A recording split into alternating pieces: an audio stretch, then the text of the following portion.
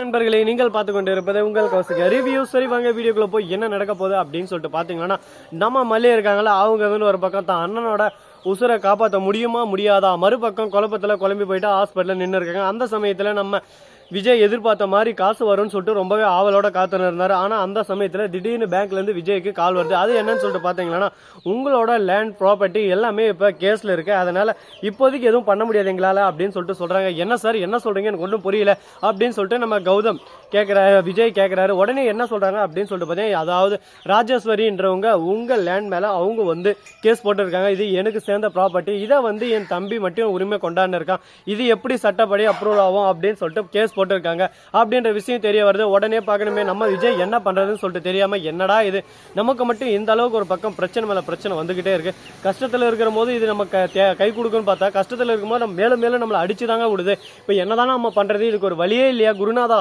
அப்படின்னு சொல்லிட்டு வேதனையில கூனி குறின்னு நின்று இருக்காங்க. இந்த சமயத்துல தாங்க அச்சாம்பாரு ஜாக்பாட் அப்படின்ற மாதிரி ஒரு அதிரடியான ஆஃபர், அதிரடியான சூப்பர் டூப்பர் கிடைக்க போதுங்க.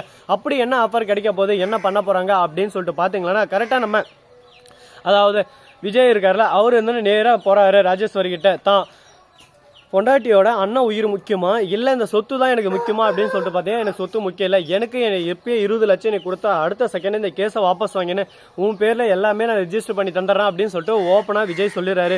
இதை தெரிஞ்சுக்கிட்ட நம்ம மல்லி செம்ம கோபப்படுறாங்க. ஒரு பக்கம் என்ன விஜய் என்ன முட்டாள்தனமாக பண்ணிருக்கீங்க, அவன் நம்ம வாழ்க்கையை நாசனம் பண்ணி நம்மளை அழிக்க பார்த்தவ, அவளுக்கு நீங்கள் சப்போர்ட் பண்ணிருக்கீங்க, இல்லை எந்த விதத்திலும் இது நியாயமாகாது, அதை ஃபஸ்ட்டு நல்லா புரிஞ்சுக்கோங்க. ஒரு விஷயத்தை நம்ம செய்யறோம்னா அந்த இடத்துல கொஞ்சமானா நமக்கு ஒரு நல்லது இருக்கணும். அது மட்டும் இல்லாமல் நீங்கள் விட்டு கொடுக்குற அளவுக்கு ஒன்றும் நல்லவில்லை, எங்கள் அண்ணன் உயிரை எப்படியாவது நம்ம காப்பாற்றிடலாம், அது பிரச்சனை இல்லை, எங்களுதே ஒரு லேண்ட் இருக்குது அதை அடமானம் வச்சிடலாம் அப்படின்னு சொல்லிட்டு பேசினு இருக்காங்க. இல்லை அது கரெக்டாக இருக்காது மல்லி, இதை ஃபஸ்ட் நான் கொடுத்துட்றேன், நாகுதுன்னு வந்து மாப்பிள்ளை உங்களை பற்றி எனக்கு நல்லா தெரியும், நீங்கள் எந்த அளவுக்கு கஷ்டப்படுறீங்கன்னு சொல்லிட்டு. ஆனால் அந்த சொத்து எல்லாமே நம்ம மீட் ஆகணும், ஏன்னா அந்த அளவுக்கு ஒரு பக்கம் நம்மளை அடி மேலே அடித்து ஓரமாக உட்கார வச்சுங்க. அவங்களுக்கு நம்ம என்றைக்குமே நிம்மதியான ஒரு வாழ்க்கையை கொடுக்கக்கூடாது. உங்களை எந்த மாதிரி அவமானப்படுத்தினாலும் அசிங்கப்படுத்தினாலும் அதோட மேலும் மேலும் அவங்கள துன்பப்படுத்தி துயரப்படுத்தி விரட்டி அடிக்கணும் அப்படின்னு சொல்லிட்டு பேசின்னு இருக்காங்க. இதை கேட்டது என்ன பேசுறது ஏது பேசுறதுன்னு சொல்லிட்டு தெரியாம, என்னடா இந்த அளவுக்கு ஒரு பக்கம் நம்மளுக்கு வேதனை மேல வேதனை வந்துகிட்டே இருக்கு, கடவுளே இப்படியே போனா நம்ம நிலைமை என்ன ஆக போகுதுன்னு சொல்லிட்டு தெரியல. வெட்ட வெளிச்சத்துல இந்த மாதிரி ஒரு கொடுமையா, கொடுமை கோயிலுக்கு போனா கோவில்ல இந்த கொடுமை தலைவெறிச்சு அடைதி அப்படின்ற கணக்காக தான் போயின்னு இருக்குங்க. இந்த அளவுக்கு ஒரு பக்கம் பிரச்சனைகள் போயின்னு இருந்தாலும் அதே சமயத்துல மறுபக்கம் என்ன நடக்க போகுது ஏது நடக்க போகுது அப்படின்னு சொல்லிட்டு தெரியாம சுவாரஸ்யமான விஷயங்கள் நிறைய காத்துக்கிட்டு தாங்க இருக்கு. அது மட்டும் இல்லாம கரெக்டா நம்ம கதிரேசன் இருக்காருல, அவர் வந்து ஒரு பக்கம் சைலண்டா இருக்காரு, அந்த விஷயத்தை தெரிஞ்சுக்கிறாரு. இதோ பார் மல்லி, உனக்கு ஒரு ஆஃபர் தரேன், நீ வந்து என் பொண்ணை விட்டு கொஞ்சம் கொஞ்சமா வேலைக்கு போயிடணும், இனிமே என் மாப்பிள்ளை கூட நீ சேதர மாட்டேன், கன்ஃபார்ம் எங்க 2 பேருக்கும் எந்த ஒரு சம்மந்தம் இல்லை அப்படின்னு சொல்லிட்டு நீ சைன் பண்ணி தந்தா அடுத்த செகண்டே உனக்கு தேவையான 10 லட்சத்துக்கு கூட 20 லட்சமா நான் தரேன் அப்படின்னு சொல்லிட்டு சொல்றாங்க.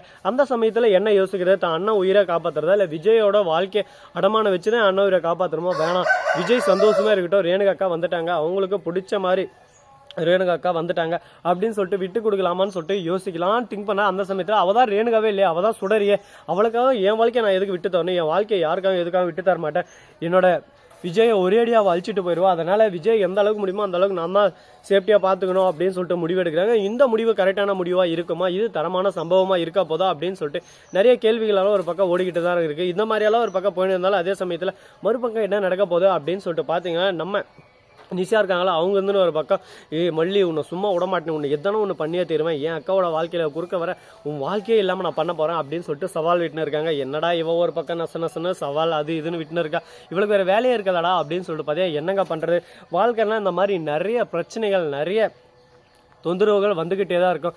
எல்லாத்தையும் ஒரு பக்கம் ஃபேஸ் பண்ணி எப்படி அடுத்தடுத்து நம்ம மூவ் பண்ணோம் அப்படின்ற விஷயத்த நாம கற்றுக்கிட்ட மூவ் பண்ணே போயின்னு இருந்தால் நம்ம வாழ்க்கை ஒரு பக்கம் அருமையாகவும் இன்ட்ரெஸ்டிங்காகவும் நல்லாவும் போயிட்டு இருங்க. அதை விட்டுட்டு நாம இருந்து இப்படி நடந்துச்சு அப்படி நடந்துச்சுன்னு புலம்பரத்தை விட்டு நம்ம தலைவன் அப்படியே சும்மா ஒரு பக்கம் ரகு வந்துடுறாப்புல, எதுக்காக அப்படின்னு சொல்லிட்டு பார்த்தீங்கன்னா, இன்னும் சுடரே அருமையான வாழ்க்கை, சொகுசான பெட்டு எல்லாமே வசதியாக இருக்க போல, நல்லா வசதியாக வாழ்கிற போல, எனக்கு எதுவும் வசதி பண்ண மாட்டேன்றே அப்படின்னு சொல்லிட்டு, ரகு உனக்கு என்னதான் பிரச்சனை, ஒழுங்கு மரியாதை இங்கேருந்து போ, நீ இப்போ எனக்கு காசு கொடுக்குறேன்னு சொன்னேன், இப்போ மட்டும் எனக்கு காசு கொடுக்கல மவளை.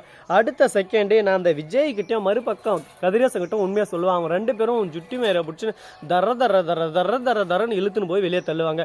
உனக்கு எதெல்லாம் ஆஃபர் நீயே சொல்லுமா, உனக்கு இதுதான் பெனிஃபிட் அப்படின்னு சொல்லிட்டு சொன்னேன்னா அந்த பெனிஃபிட்டே நான் செஞ்சு வைக்கிறேன், இல்லை என்னை மன்னிச்சிரு, நான் பண்ணது தப்பு தான், இனிமேல் இந்த மாதிரி பண்ண மாட்டேன் அப்படின்னு சொல்லிட்டு சொல்கிறதா இருந்தாலும் சொல்லுமா, உன் முடிவுதாமா உன் கையில் தாமா இருக்கு அப்படின்னு சொல்லிட்டு பேசிட்டு இருக்காங்க. இப்போ என்ன முடிவு எடுக்க போறாங்க, அவங்களோட முடிவு சிறப்பான முடிவா இருக்க போதா இல்ல மேலும் மேலும் பிரச்சனை தர்ற மாதிரி முடிவா இருக்க போதா அப்படின்னு சொல்லிட்டு தெரியாம குழப்பங்கள் ஒரு பக்கம் ஓடிட்டு தான் இருங்க. என்னதான் குழப்பங்கள் இருந்தாலும் குழப்பத்தை எல்லாமே ஓரம் கட்டிட்டு இனிமே நம்ம ஜெயிக்கலாம் அப்படின்றதுக்கான பாதையில காலடி எடுத்து வச்சிருக்காங்க. இது ஒரு நல்ல முடிவாகவும் இருக்கலாம், கெட்ட முடிவாகவும் இருக்கலாம். அதை பொறுத்து இருந்து பார்த்தா தெரிய போது நல்லதோ கெட்டதோ. இந்த வீடியோ உங்களுக்கு பிடிச்சிருந்தா லைக் பண்ணுங்க, கமெண்ட் பண்ணுங்க, ஷேர் பண்ணுங்க, டிங் டிங் பெல்ல தட்டி விட்டு போங்க. அப்பதான் நான் போற அடுத்தடுத்த வீடியோ உங்களுக்கு உடனுக்குடன் நோட்டிபிகேஷன்ல வந்து கொண்டே இருக்கும். மிக்க நன்றி, தேங்க்ஸ் ஃபார் வாட்சிங், டாடா, see you, நன்றி, வணக்கம், வந்தனம், வருக தருக.